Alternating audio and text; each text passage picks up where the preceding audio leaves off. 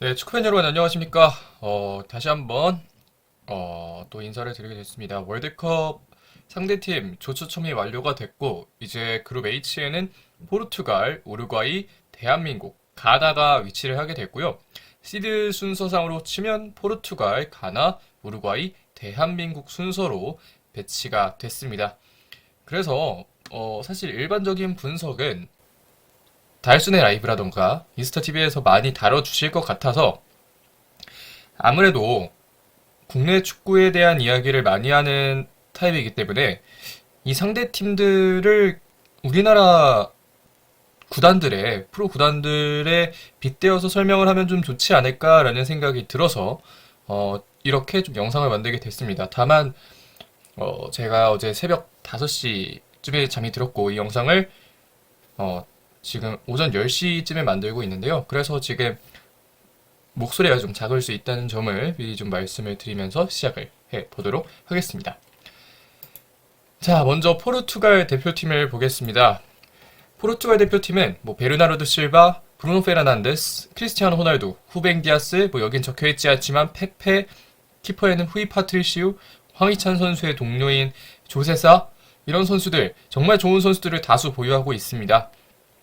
현재 포메이션은 4-1-4-1을 주로 사용하고 있고 가끔씩 이것을 4-3-3이라고도 볼 수 있는데 주로 중앙에 있는 메잘라 내지는 공격형 미드필더들이 윙어와 점점 스위칭을 가져가면서 오른쪽 공격형 미드필더인 베르나르도 실바와 오른쪽 윙어로 나오는 오타비오가 바꾼다던가 아니면 오른쪽 윙어에 애초부터 베실바가 나오고 중원에는 오타비오가 나오면서 스위칭을 가져간다던가 왼쪽에서는 브루노 페르난데스와 주앙 펠릭스 내지는 뭐 다른 곤살로 게데스라던가 이런 선수들이 조금 위치하고 있고 점점 스위칭을 좀 많이 가져가는 편입니다.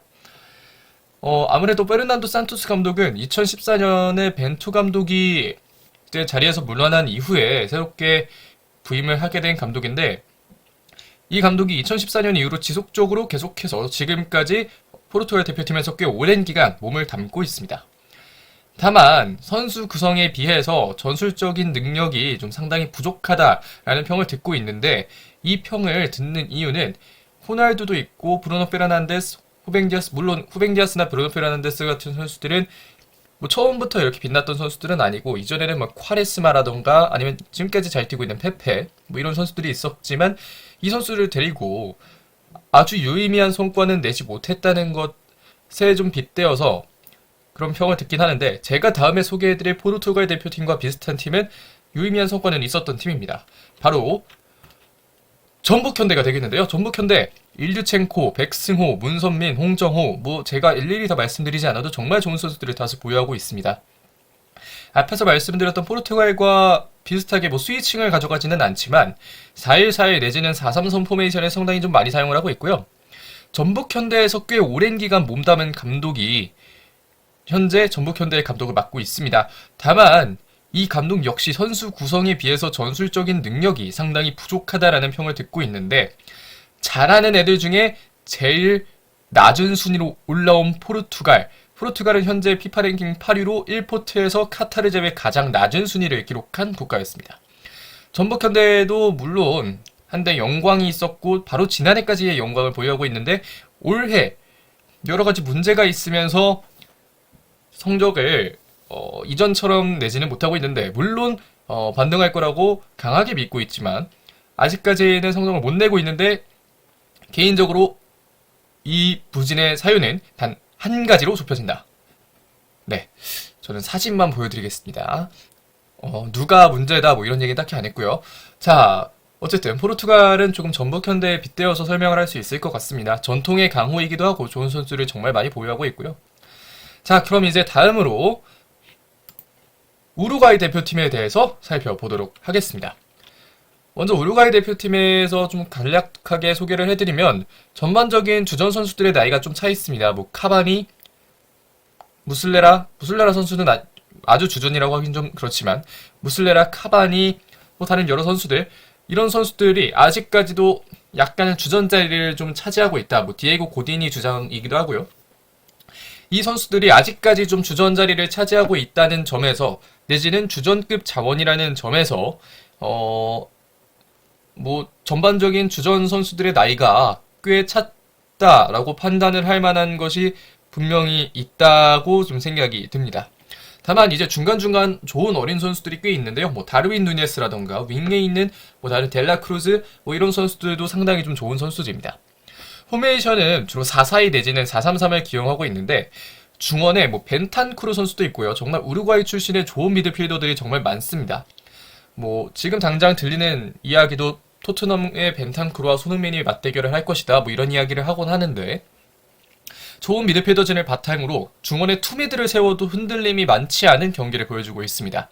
우루과이는 뭐 그 남미 국가들이죠. 브라질과 아르헨티나 다음으로 이제 올라온 국가이기 때문에 물론 에콰도르가 3위를 차지하고 우루과이가 4위를 차지했던 것으로 기억을 하지만 그렇기 때문에 뭐 중원이 정말 강력하고 이런 측면에서는 뭐 충분히 좀 대한민국 대표팀이 잡기 위해서 내지는 비기기라도 하기 위해서는 이 팀들을 바탕으로 중원에 있어서의 안정감을 좀 가져가는 플레이를 할 필요가 있지 않을까 싶습니다. 추가적으로 이 팀은 20년 주기로 좀 좋은 결과를 내는 징크스가 있거든요. 뭐 1950년대, 70년대, 90년대, 2010년에는 4강까지도 갔고요. 그렇기 때문에 이번 해는 그 징크스에 해당되는 해가 아니기는 합니다. 다만 20년 주기로 좋은 결과를 내는 징크스가 있고요. 이 우루과이 대표팀을 보면서 떠올랐던 건 바로 울산현대입니다. 울산현대 역시 전반적인 주전 선수들의 나이가 꽤 찼습니다. 2010년 월드컵 그리고 2012년 올림픽의 주역들인데요. 이청용, 박주영, 김영원 뭐 이런 선수들이 여전히 주역으로 활약을 좀 하고 있습니다. 물론 박주영 선수가 출전을 하는 빈도가 그렇게 많지는 않고 뭐 다른 선수들 역시 좀 그렇긴 합니다만 어쨌든 2010년 월드컵과 2012년 올림픽의 주역이라고 할 수 있는 선수들이 여전히 울산현대에 좀 포함이 되어 있고요.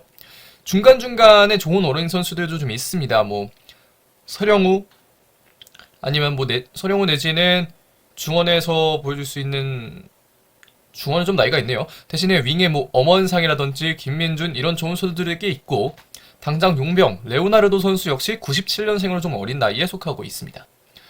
어쨌든 전반적인 주전 선수들의 나이가 꽤 차 있는 상태라고 할 수 있겠고요. 포메이션은 4-2-3-1 내지는 4-3-3을 사용하고 있습니다. 울산현대 포메이션에 대해서는 추가로 더 말씀드릴 건 많이 없을 것 같고요.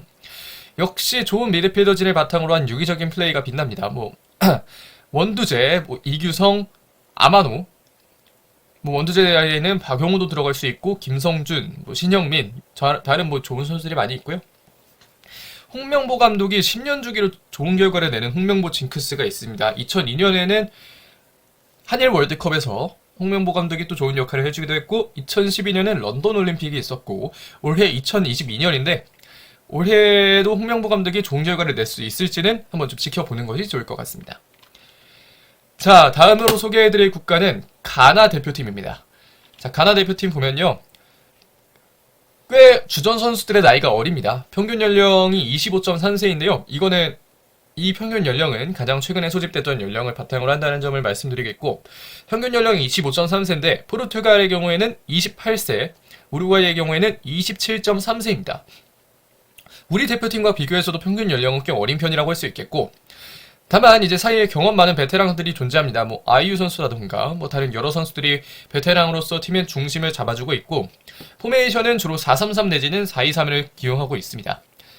이제 2경기째이긴 하지만 감독이 바뀌고 아직 드라마틱한 변화는 없었는데 물론 2경기째이기 때문에 당연히 드라마틱한 변화를 기대할 수는 없지만 나이지리아를 원정 다득점으로 잡고 올라왔습니다.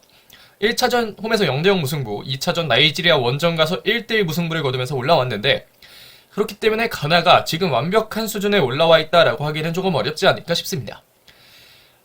12년 전에는 아사모아 기안 등의 활약을 통해서 월드컵 8강까지도 갔던 팀인데 아직은 라떼는에 머무르고 있는 그런 상황이 되었다라고 할 수 있겠습니다. 자, 그래서 가나와 좀 비슷하다라는 생각이 들었던 팀은 이제는 K리그2로 내려갑니다. 부산 아이파크인데요. 역시 부산 아이파크도 나이가 꽤 어린 주전 선수들을 바탕으로 하고 있습니다. 평균 연령은 24.1세인데요. 리그 내에서 두 번째로 어린 팀입니다. 첫 번째는 이제 대전하나 시티즌이 될 텐데 대전하나의 경우에는 B팀도 운영을 하고 있기 때문에 당연히 좀 어릴 수밖에 없다라는 생각이 들고요. 부산 아이파크의 경우는 뭐 이상원, 박정인, 최준 이런 선수들이 있고 사이에 발렌티노스나 안병준 같은 선수들이 좀 많습니다. 포메이션은 3-4-3인데 제가 3-4-3으로 적어놨지만 부산 아이파크의 경기를 많이 보지 않았기 때문에 이 라인업이 정확하게 맞다라고는 말씀을 드리지 못하겠지만 포메이션에서는 어느 정도 가나와는 좀 차이가 있습니다. 다만 뒤에 들어가면서 조금 공통점이 있는데 이제 2시즌째인 페버지로 바뀐 이후에 아직까지 별다른 결과를 나타내지는 못하고 있습니다. 뭐 성적도 그렇고 순위도 그렇고요.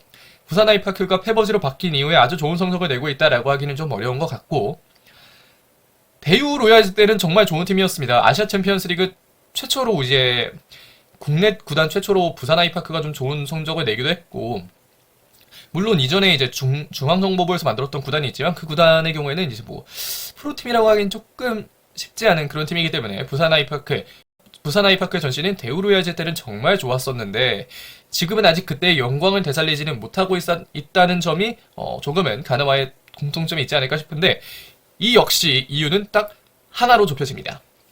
이 역시 사진만 보여드리겠고요. 자, 그럼 이제 가나까지 알아봤습니다. 마지막 팀을 다 알아봤는데 번외편으로 또 대한민국 대표팀을 안 알아보고 갈 수가 없기 때문에 보겠습니다. 대한민국 대표팀 월드컵에서 좋은 성적을 내는데 인생을 건 선수가 있습니다. 바로 7번 대한민국 대표팀의 주장 손흥민 선수인데요. 2018년에 대여 독일 대표팀을 잡았지만 16강에는 진출하지 못하는 다소 아쉬운 결과를 받아들이게 됐습니다. 물론 2018년에 러시아 월드컵 같은 조별 편성된 국가들은 정말 어려운 국가들이긴 했습니다만 포메이션은 4-3-3 내지는 4-1-4-1을 기용하고 있습니다. 추가로 말씀드리면 주요 스폰서가 하나은행이 되겠고 2002년 월드컵 대표 선수 출신의 감독 파울루 벤투 감독이 팀을 이끌고 있는데요. 이 팀과 가장 비슷한 팀 바로 대전 하나 시티즌입니다. 대전에는 승격의 인생을 건 선수 마사 선수가 있는데요. 마사 선수는 본인은 뭐 실패한 선수다라고 이야기를 하지만 정말 좋은 플레이를 많이 보여주고 있고 이 선수 역시 7번이라는 등번호를 달고 팀을 이끌어 나가고 있습니다. 2021년에 1차전 강원FC와의 경기를 잡아냈지만 아쉽게 승격에는 실패를 하고 말았고 이번 시즌 다시 한번 절치부심해서 좋은 성적을 내기 위해 노력을 하고 있고요. 포메이션은 4-3-3 내지는 뭐 4-4-2, 4-1-4-1도 사용하고 있고 표면적으로는 3-4-3을 보여주고 있지만 주로 중앙에 있는 선수 내지는 센터백 한 명이 조금 위로 올라와서 라골피아나 플레이를 보여준다고 하는 것이 조금 더 맞을 것 같습니다. 스폰서 역시 이름에도 하나가 들어가듯 스폰서가 하나은행 그룹이라고 좀 할 수 있겠고 2002년 월드컵 대표 선수 출신의 감독 이민성 감독이 팀을 이끌고 있습니다. 자, 지금까지 월드컵 상대팀을 구축식으로 정리한다면 에 대해서 좀 말씀을 드려봤는데 아무래도 팀의 수준을 보여드렸던 것처럼 포르투갈과 우루과이는 K리그 1에서도 상위팀 대신에 가나와 대한민국 대표팀은 K리그 2 팀들을 다뤄봤습니다. 이것은 약간 의도적으로 좀 두 팀을 다룬 것도 있는데 포르투갈과 우루과이라는 강자 앞에서 또 우리 대한민국과 우리보다는 조금 낮은 가나가 어떤 성적을 낼지도 꽤 궁금해지고요. 또 앞으로 우리 대표팀이 뭐 브라질과의 친선 경기를 가질 수도 있고 다른 여러 가지 친선 경기를 가지게 될 텐데 이 팀들을 상대로 좋은 성적 거두려면 이 월드컵 조별리그 상대 팀들을 상대로 좋은 성적 거두려면 많은 팬분들의 좀 응원이 필요하지 않을까 싶고요. 아무쪼록 또 우리 대표팀이 좋은 결과 만들어내서 벤투 감독의 마지막 해를 잘 끝내고 마무리하기를 진심으로 바라겠습니다. 이번 영상 여기까지 하겠습니다. 고맙습니다.